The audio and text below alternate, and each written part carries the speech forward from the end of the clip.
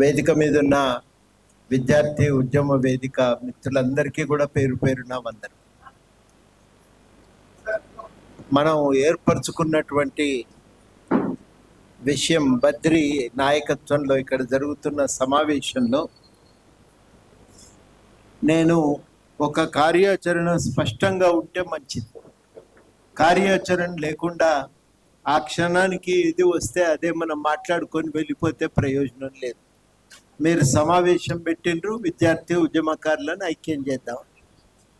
విద్యార్థి ఉద్యమకారులను ఐక్యం చేయండి. విద్యార్థి ఉద్యమకారుల డిమాండ్లు కూడా చాలా స్పష్టంగా ఇక్కడ రాసి పెట్టారు.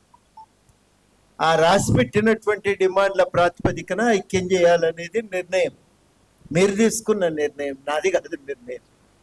దానికి సంఘీభావం తెలిపేటువంటి లక్ష్యంతో నేను ఇవాళ ఇక్కడి దాకా రావటం జరిగింది. ఈ క్రమంలో నేను ఒక 3 విషయాలు మీ ముందు పెట్టదలిచింది. మొట్టమొదటి విషయం ఏంటంటే, విద్యార్థులు చాలా కీలక పాత్ర పోషించారు. అరుణ్ కుమార్ గారు, గాలి వినోద్ గారు వివరించారు. నేను మళ్ళీ మిగతా విద్యార్థి మిత్రులు కూడా చెప్పినారు. వివరాల్లోకి పోను. అరెస్ట్లు అయ్యారు, ఆత్మ బలిదానాలకు పాల్పడ్డారు, చాలామంది విపరీతంగా పోలీసు లాఠీ దెబ్బలకు బలైనటువంటి వాళ్ళు ఉన్నారు. తమ భవిష్యత్తు గురించి ఆలోచించకుండా నిస్వార్థంగా పోరాటం చేశారు. ఈ పోరాటాల ప్రభావానికి ఒక సాక్ష్యము డిసెంబర్ 9 ప్రకటన. ఆ రోజు విద్యార్థులు కనుక చలో హైదరాబాద్ పిలుపు ఇవ్వకపోయి ఉంటే ఆ ప్రకటన సాధ్యమయ్యేది కాదు. మిగతా ఉద్యమం దాని గరిమి ఉంది, కాదని అంటలేం. కేసీఆర్ దీక్ష ప్రభావం కూడా ఉంది, కాదని అంటలేం. కానీ ఆ రోజు తక్షణం నిర్ణయం తీసుకోవటం వెనకాల విద్యార్థుల యొక్క ఊరేగింపు, చలో హైదరాబాద్ కార్యక్రమం, చలో అసెంబ్లీ కార్యక్రమం పిలుపు యొక్క ప్రభావం ఉంది. అది జరగకపోయి ఉంటే, నిర్ణయం ఆలస్యమైతే చాలా ప్రమాదం అనే అభిప్రాయం ఢిల్లీ ప్రభుత్వానికి కలగటం, ఆ రోజు ఆ ప్రకటన రావటం మనందరికీ తెలుసు. అంటే ఇది ఎందుకు చెప్తున్నానంటే, వాళ్ళ పాత్ర ఎంత తీవ్రంగా ఉంది అని మనం అర్థం చేసుకోవటానికి ఒక సాక్ష్యంగా దాన్ని ఈ సందర్భంగా ప్రస్తావిస్తున్నాను. మన మీద 3 రకాల బాధ్యతలు తక్షణం ఉన్నాయి. ఈ బాధ్యతలను ముందు మనం సీరియస్గా తీసుకుందాం. మొదటిది, యూనివర్సిటీల్లో విద్యార్థులు నిర్వహించిన ఆందోళన కార్యక్రమాలు ఇప్పటి వరకు రికార్డు కాలేదు. ఆ క్రమంలో ఎదుర్కొన్నటువంటి దాడులు, ఆ క్రమంలో జరిగినటువంటి ఆందోళనలు, ఇవేవి కూడా ఇప్పటి వరకు రికార్డు కాదు. మనందరి మీద ఉన్న మొదటి బాధ్యత ఏంటంటే, ఆయా యూనివర్సిటీల్లో జరిగిన పోరాటాలను ముందు మనం గ్రంథస్థం చేసే ప్రయత్నం చేద్దాం. కాకతీయ యూనివర్సిటీ, మనకు మిత్రులు ఉన్నారు ఇక్కడ, 2 కీలకమైన యూనివర్సిటీలు. రెండవది మన ఉస్మానియా యూనివర్సిటీ. ఇవి మాత్రమే కాకుండా తెలంగాణ యూనివర్సిటీ కానీ, పాలమూరు కానీ, శాతవాహన కానీ, ప్రతి యూనివర్సిటీలో ఏదో ఒక స్థాయిలో ఆందోళనలు జరిగినాయి. ఈ ఆందోళనలను మొట్టమొదట రికార్డు చేసే బాధ్యత ఒకటి సీరియస్గా తీసుకోవలసిందిగా కోరుతున్నాను.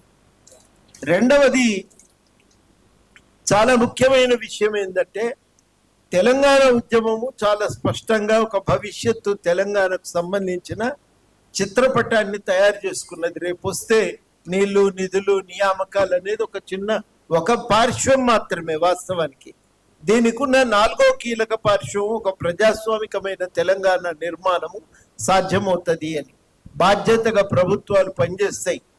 ఇక్కడి వనరులు ప్రజలకు దక్కుతాయి, ఇక్కడ ఉపాధి అవకాశాలు పెరుగుతాయి. ఇవి ఆ రోజు మనం కలగన్నాం. ఈ కలగని దాన్ని సాధించుకునేటువంటి లక్ష్యంతో పోరాటం చేసినాం. ఈ లక్ష్యాల అమలు కోసం నిరంతరము మనము ప్రతిపాదనలు తయారు చేయటము, కార్యాచరణను ముందుకు తీసుకుపోవటం మనందరి ముందు ఉన్నటువంటి బాధ్యత. ఇందులో భాగమే ఎస్సీ, ఎస్టీ, బీసీ, మైనారిటీల హక్కుల పరిరక్షణ కానీ, వాళ్ళ పాత్రను విస్తృతపరిచే అంశం కానీ, సామాజిక ఆర్థిక జీవితంలో పాత్రను విస్తృతపరిచే అంశం కానీ, మనం అనుకున్న ఉద్యమ ఆకాంక్షలు ఏ మేరకు నెరవేరినాయి, ఏ మేరకు మనం ముందుకు పోగలిగినము అనేది మనం నిరంతరం సమీక్షించుకోవటం, వీటిని సాధించేటువంటి లక్ష్యం కోసం మనం ప్రయత్నం చేయటం, ఇది మన ముందు ఉన్నటువంటి 2వ కర్తవ్యం. 3వ కర్తవ్యము, ఉద్యమకారుల చాలా వరకు చాలా ఇబ్బంది పడ్డారు. కాబట్టి వాళ్ళ హక్కుల కోసం మనం చేయవలసినటువంటి ప్రయత్నం. ఈ మూడు చాలా కీలకమైనవి. ఇందులో వ్యక్తులను ప్రధానం చేసి చర్చ చేయటానికి వీల్లేదు. ఉద్యమకారులనే సమూహాన్నే ప్రధానం చేసి మనం చర్చ చేయాలి.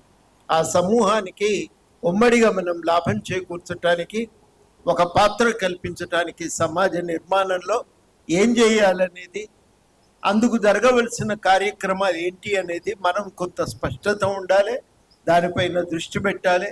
దానికోసం మనం సీరియస్గా ఒక పనిలో నిమగ్నమై ఉండాలి. ఈ పనులు చేయటం మనకు అవసరం. 69 ఉద్యమము రికార్డు కాలేదు. కొంత మేరకు అప్పుడు శ్రీధర్ రెడ్డి గారు ఆయన థీసిస్ కోసము ఆయన రాసినదే ఉంది, కానీ ఇప్పటి వరకు అది రికార్డు కాలేదు. ఈ మలిదశ ఉద్యమం ఎట్లా జరిగింది అనేది కూడా రికార్డు కాదు. ముందైతే దాన్ని గ్రంథస్థం చేసే పని ఒకటి మనం సీరియస్గా తీసుకోవాలి.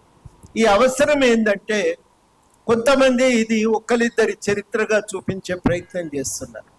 వాస్తవానికి ఇది ఆంధ్ర పాలకుల ఆధిపత్యాన్ని నిరసిస్తూ తెలంగాణ ప్రజల ప్రజాస్వామిక హక్కుల సాధన కోసం సాగిన ఉద్యమం.